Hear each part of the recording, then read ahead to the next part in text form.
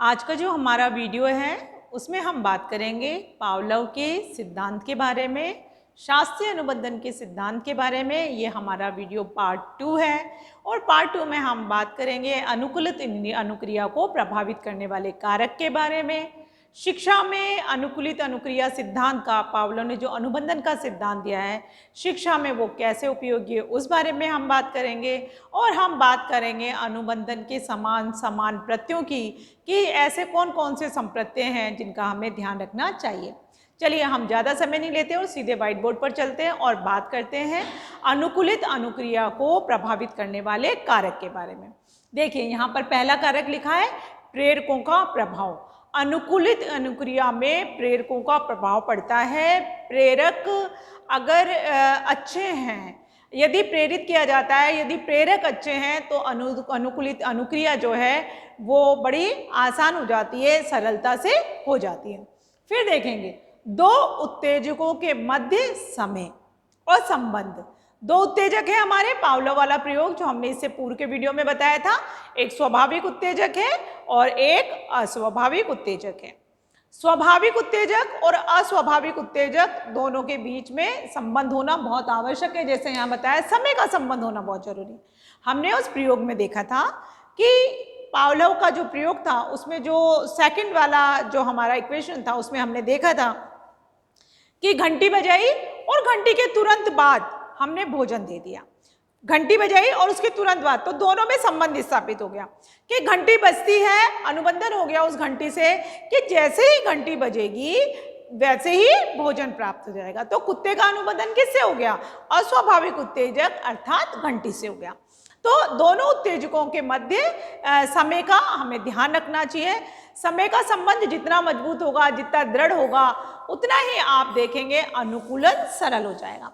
फिर हम बात करते हैं यहाँ पर उत्तेजकों की पुनरावृत्ति की कि उनको कैसे प्रस्तुत किया गया है, बार बार कैसे लाया गया है। यदि घंटी की आवाज़ है तो उस घंटी की आवाज़ को आप देखेंगे वहाँ पर भोजन देने से पहले उसको कितनी बार दोहराया गया और उसी को दोहराया गया। इस बात का ध्यान रखा कि हमने उत्तेजकों की पुनरावृत्ति कितनी बार की।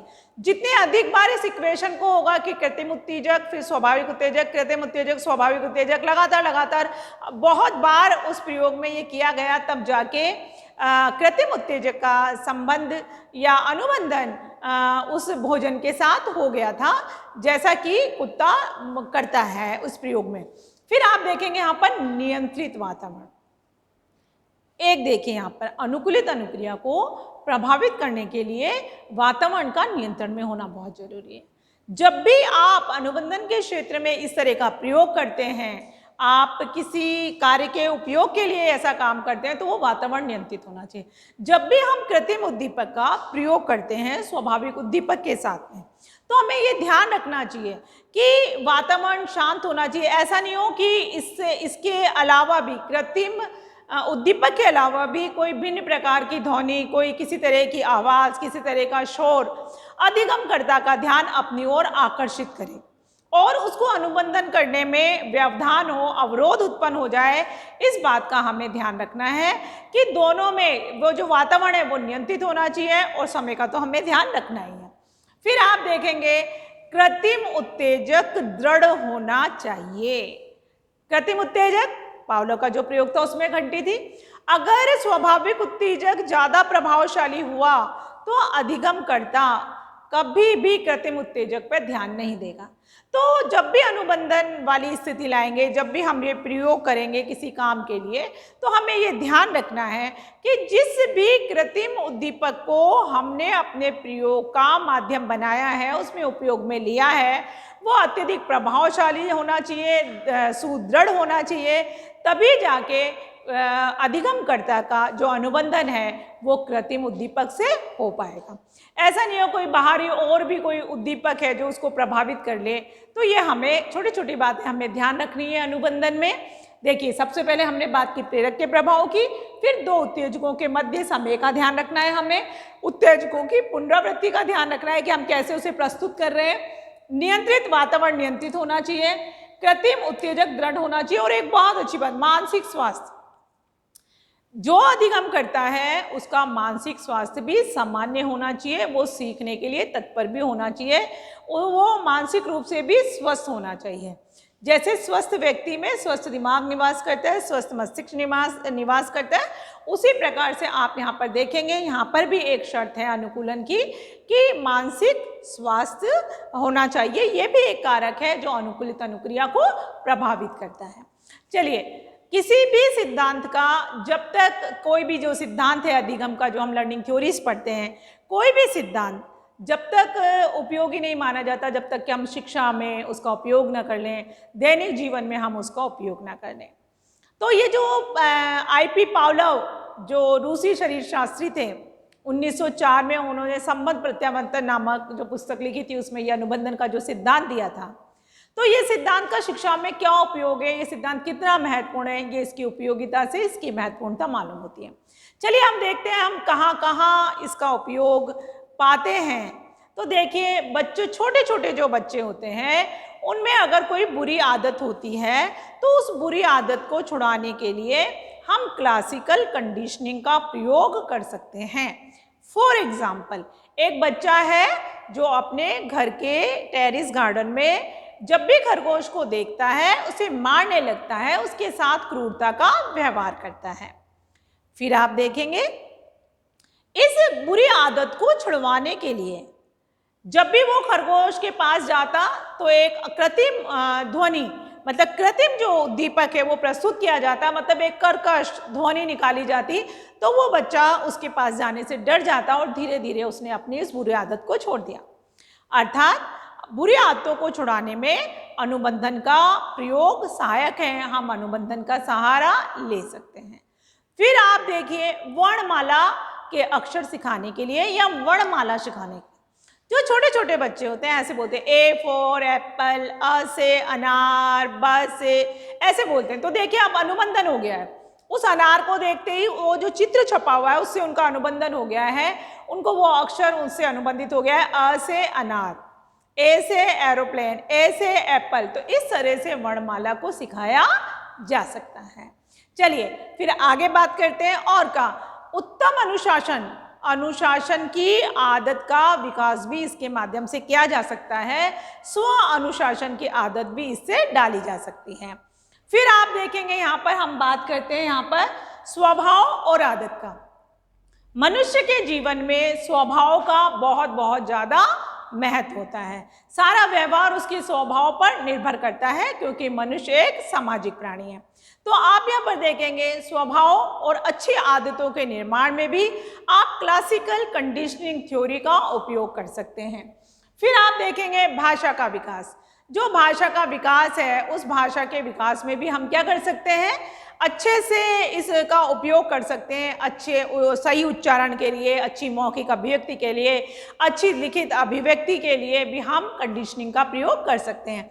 आपने देखा होगा, अब हम बात करते हैं भाषा के संदर्भ में स्पेशली सुलेख की।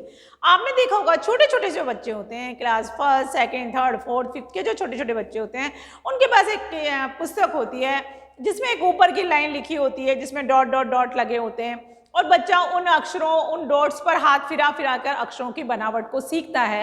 फिर कितनी बार निरंतर निरंतर निरंतर वो इससे क्या आता है, अनुबंधन हो जाता है। फिर वो वैसा का वैसा, हूबहू वैसा ही अक्षर विन्यास करना सीख लेते हैं, अक्षर का निर्माण करना सीख लेते हैं। मतलब सुलेख की आदत का निर्माण भी अनुबंधन के प्रयोग के माध्यम से किया जा सकता है। चलिए फिर हम बात करते हैं गणित शिक्षण में सहायक है। आप देखेंगे क्लासिकल कंडीशनिंग थ्योरी, जिसे शास्त्रीय अनुबंधन का सिद्धांत जो I.P. पावलोव ने दिया है, गणित विषय में बहुत बहुत सहायक है। कंडीशनिंग हो जाती है इक्वेशन से और फटाफट बच्चे को समझ में आता है कि अगला इक्वेशन क्या होगा। मानसिक और संवेगात्मक अस्थिरता का उपचार भी क्लासिकल कंडीशनिंग थ्योरी के माध्यम से किया जा सकता है। फिर आप देखेंगे अनुशासन के, हमने कहा भय का निवारण। यदि कोई बच्चा डरता है तो हम उसके डर को भी क्या कर सकते हैं, इस अनुबंधन का प्रयोग करके, प्रयोग के माध्यम से कृत्रिम उत्तेजक सामने लाकर, कृत्रिम उद्दीपक सामने लाकर हम उसके डर का, उसके भय का निवारण भी कर सकते हैं। फिर देखेंगे आप समाजीकरण में सहायक। ये सिद्धांत व्यक्ति में सामाजिकता के गुण का भी निर्माण करता है, विकास करता है, उसको उत्पन्न करता है, क्योंकि व्यक्ति को वो एक सामाजिक प्राणी मानता है। कैसे करता है? तो कहते हैं अनुबंधन, अनुकूलन। व्यक्ति भिन्न भिन्न परिस्थितियों में, विपरीत परिस्थितियों में अपने आप को, अपने व्यवहार को अनुकूलित करने का प्रयास करता है। तो जैसे ही हम भिन्न वातावरण में, भिन्न भौगोलिक वातावरण में कहीं भी जब हम अपने आप को अनुकूलित कर लेते हैं, उसके अनुसार ढाल लेते हैं, तो आप देखेंगे यहाँ भी क्लासिकल कंडीशनिंग हमारी काम आती है। फिर आप देखेंगे यहाँ पर प्रशिक्षण प्रदान करने में, यदि हम किसी को ट्रेनिंग दे रहे हैं तो ट्रेनिंग सेंटर में भी अनुबंधनों का प्रयोग किया जाता है। जो कंडीशनिंग होती है वो कंडीशनिंग प्रशिक्षण के दौरान बहुत बहुत काम में आती है। फिर आप देखेंगे यहाँ पर सहायक सामग्रियों का जो प्रयोग किया जाता है, ऑडियो, वीडियो, विजुअल और ऑडियो वाला, जो हम वीडियो का और ऑडियो का शिक्षण सामग्री के दौरान हम प्रयोग करते हैं, उसमें भी अनुबंधन काम में आता है। तो इस प्रकार हम कह सकते हैं कि बालकों में अच्छी आदतों का निर्माण करने के लिए, डर को मिटाने के लिए हमारा क्या हो जाता है, हम अनुबंधन के द्वारा ये सब सीख सकते हैं। एक उदाहरण है, देखिए क्या होता है। स्पेशली हम दीपावली पर्व की बात करते हैं। दीपावली पर्व पे अपने कमरे को, अपने घर को एक नया लुक देने के लिए हम कहीं कहीं क्या करते हैं, अलग अलग तरीके से अलमारी यहाँ रखी है तो अलमीरा को वहाँ पर रख दिया, बेड को इधर शिफ्ट कर दिया, सोफ़ा उधर लगा दिया, डाइनिंग इधर लगा, ऐसा करते हैं हम लोग। शू रैक हमने कहीं पर लगा हुआ था और कहीं रख दिया, लेकिन इतनी कंडीशनिंग हो जाती है आपकी उस जगह से, क्योंकि अलमारी का जो आपने अलमारी का जो स्थान परिवर्तन किया है उस समय, लेकिन फिर भी बार बार आप उसे खोलने के लिए वहीं पर जाते हैं। आपने शू रैक, आपको मालूम है कि हमने उसको बदल दिए, लेकिन कंडीशनिंग इतनी बढ़िया है उस स्थान से, उस शू रैक से, कि आप बार बार उसी जगह पे जाते हो। तो लगातार इस तरह से क्या हो जाता है, व्यक्ति की कंडीशनिंग। जैसे आप देखेंगे, एक उदाहरण है ड्राइविंग का, कि हमें मालूम है मुझे घर से कॉलेज आना है और कॉलेज से मुझे घर जाना है। कई बार ऐसा होता है कि किसी स्टाफ मेंबर को यदि मैं अपने साथ गाड़ी में ले जाती हूँ, तो यदि वो ना बोले तो वो घर के सामने ही उतरता है, तो हम कहते अरे मैम आपको मुझे वहाँ उतरना, तो आपको बताना चाहिए था। कंडीशनिंग हो जाती है कि आपको कहाँ पर किस गली में मोड़ना है। तो आप ये देखेंगे कि कंडीशनिंग का हमारे दैनिक जीवन में बहुत बहुत बहुत प्रयोग है। अब आप इसका एक स्क्रीनशॉट ले लें, फिर हम बात करेंगे यहाँ पर अनुकूलित अनुक्रिया के कुछ संप्रत्यय होते हैं, कुछ अंग होते हैं उन पर, कि कितने अंग होते हैं। तो कुल 5 अंग होते हैं। उन 5 अंगों पे हम विस्तार से बात करेंगे। आप इसका एक स्क्रीनशॉट लें, फिर तो सेव कर दें।